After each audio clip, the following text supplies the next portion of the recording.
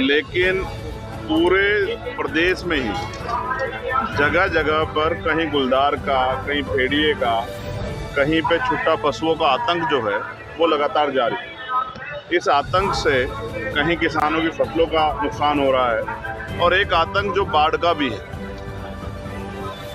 बाढ़ का भी एक भयानक आतंक जिसमें हजारों बीघे किसानों की फसल को नुकसान हुआ और मुआवजे के नाम पे कोड़ियां बांटी गई। ये तमाम समस्याएं जिनसे जनजीवन अस्त व्यस्त हो रहा है। हमारे बिजनौर जिले में 100 से ज़्यादा 130 से ज़्यादा गांव गुलदार के हमलों से प्रभावित हैं। पिछले कई सालों में लगभग 50 लोगों की जान जो है गुलदार के हमले में गई, सैकड़ों लोग घायल हुए। अभी पिछले बीते 10-15 दिनों में 3 लोगों की जान गुलदार ने ली, जिनमें 2 बच्चे, तो एक बच्चा 8 साल का है, एक बच्चा 9 साल का, एक महिला है जिनकी जान कल ही गई। शासन प्रशासन की गैर जिम्मेदारी के कारण, सरकार के निकम्मेपन के कारण लोगों की जान जा रही है और कोई सुनने वाला नहीं। चारों तरफ हाहाकार मचा है। जिस क्षेत्र में हम लोग हैं ये किसानी बाहुल्य क्षेत्र है। किसान खेत पे नहीं जा पा रहा है, किसान की फसल बर्बाद हो रही है, कोई पूछने वाला नहीं है। 5 लाख रुपए का मुआवजा मिलता है, परिवार का कमाने वाला चला जाता है, पूरा परिवार बेबस हो जाता है। 5 लाख रुपए का मुआवजा पर्याप्त नहीं है। हम चाहते हैं कि हमारा क्षेत्र गुलदार मुक्त क्षेत्र बने। इसके लिए हमने विभिन्न प्रयास किए। मैं खुद जो है केंद्रीय मंत्री जी से मिला, उन्होंने मुझे आश्वासन दिया कि वो विजिट करेंगे। मैंने एक लेटर उनको दिया था, उन्होंने वाइल्ड लाइफ इंस्टीट्यूट देहरादून को वो लेटर दिया। उसकी के बाद यहाँ एक टीम आई, लेकिन फिर सब लोग सो जाते हैं। जैसे मैं बार बार आवाज़ उठाता हूँ, मैंने पार्लियामेंट में भी इस विषय को उठाया, मुझे आश्वासन मिला कि इस पर काम होगा, लेकिन फिर भी लगातार लोगों की जान जा रही है। अब मैं समझता हूँ कि अब इस पर चुप्पी रखना, उन हत्या में बराबर का दोषी, जो हत्या गुलदार द्वारा की जा रही है, उनमें बराबर का दोषी बनना है।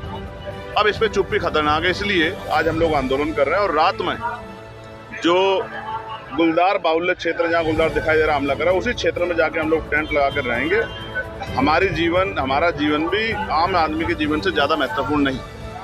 जब हम अपने लोगों के, जिन लोगों के लिए हम लोग लड़ रहे हैं, उनकी रक्षा नहीं कर पा रहे हैं तो हम क्या करेंगे। हालांकि जिम्मेदारी शासन प्रशासन की है, पुलिस की है, एडमिनिस्ट्रेशन की है, ये फॉरेस्ट की जो हमारी टीम है, DFO हैं और जो अधिकारी उनकी टीम, उनका काम है। लेकिन संवेदनाएं खत्म हो गई अधिकारियों, कोई जाके नहीं झांकता है, कोई पूछना नहीं चाहता, कोई जानना नहीं चाहता कि ये हमले कैसे होंगे। गुलजार वहाँ से पकड़ते हैं, बरेली से आतंकखोर गुलदार पकड़े, इधर छोड़ दिए।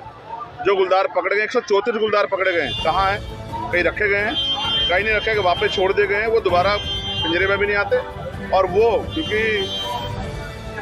पुकार हो गए,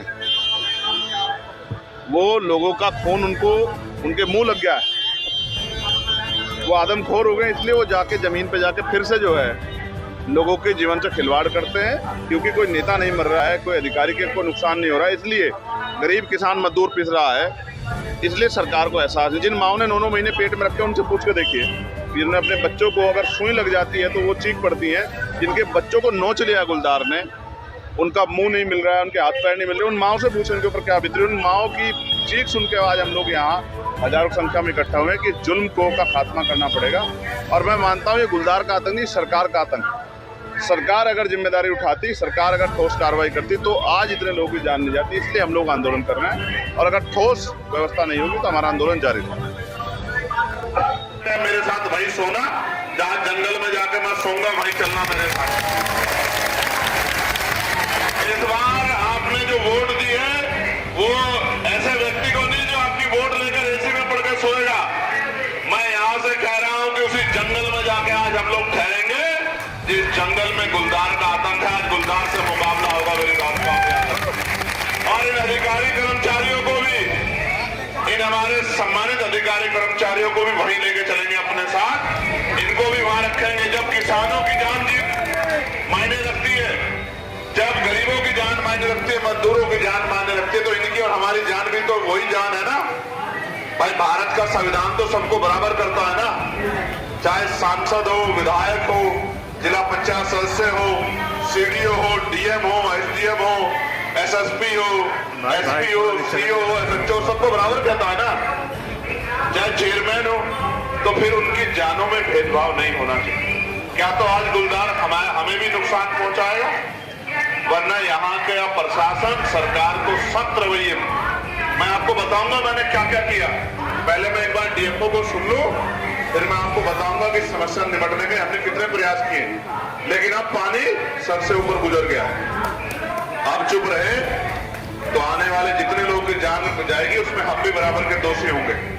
हम नहीं चाहते दोष अपने ऊपर, हम अपनी जिम्मेदारी को अदा कर रहे हैं। हमारे हाथ में होता आज ही जमीन जो है आज अलॉट होती और वो व्यवस्थित होती और उसी में आज से तार बाड़ होती और जितने गुलदार पकड़े जाते वो सारे गुलदार वहां रखे जाते।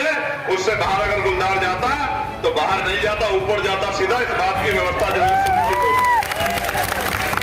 बस जानवर की जान इंसान से महंगी नहीं हो सकती है और गरीब की जिंदगी 5 लाख रुपए की मोहताज नहीं हो सकती है।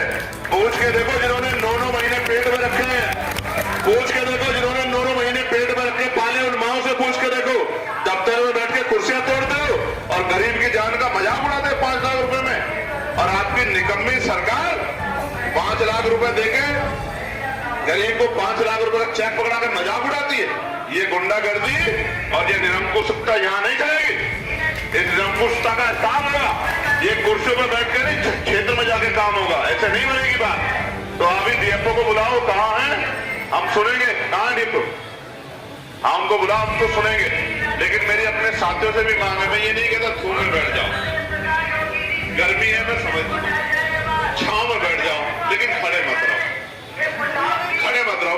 मेरा आग्रह है आपसे, आप छांव में बैठ जाओ, धूप में मत रहो, कोई कोने में जाके बैठ जाओ, लेकिन बैठ जाओ। ये एहसास करके देखो, मैं इंसान हूं, एहसास करके देखो अगर मेरे परिवार का बच्चा गया होता, मेरा भाई, मेरा भतीजा, मेरी भाभी, मेरी बहन, मेरी पत्नी, मेरा बेटा गया होता तो दर्द किसको कहते हैं एक बार एहसास करके देखो। जिसका जाता है उसी को एहसास होता है नहीं होता है?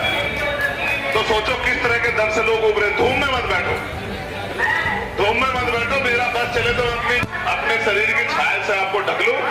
धूम में मत बैठो, छाव में बैठ जाओ, लेकिन खड़े मत रहो, खड़े मत रहो, बैठ जाओ। और आंदोलन आज नहीं खत्म हो रहा है, आंदोलन चलेगा तब तक चलेगा जब तक कोई ठोस इंतजाम नहीं होता। आंदोलन चलेगा और जनता दरबार लगेगा। अगर यहाँ से गुलदार का आंदोलन भी चलेगा और जहां रुकेंगे वहां जनता दरबार भी लगेगा, काम लोगों के होंगे सुनिश्चित रहेगा। ऐसा नहीं कि आंदोलन चलेगा तो जनता की सुनवाई नहीं होगी, जनता की सुनवाई होगी। लेकिन आज पहला दिन गुलदार का, आज गुलदार की सुनवाई कर दें, फिर शाम के टाइम से जनता की सुनवाई करेंगे और नहीं होगा तो फिर कल से अधिकारियों की सुनवाई करेंगे। मेरी बात को आप याद रखना, इसमें कोई कोताही नहीं। लेकिन आपसे आग्रह कि शांति से अभी टिके। बताओ उन परिवारों को न्याय मिलना चाहिए नहीं मिलना चाहिए? आगे गुलदार को किसी की जान लेने की छूट नहीं मिलनी चाहिए, नहीं मिलनी चाहिए, बताइए नहीं मिलनी चाहिए ना? तो फिर बैठ जाओ। जो नीला पटका पहन के ये किसान हमारे साथी आ गए, आप छांव में चले जाओ। वैसे हम प्रार्थना करेंगे एक बार कुदरत से कि ठंडा हो जाए मौसम, गर्मी में किसी को पसीना ना आए। हम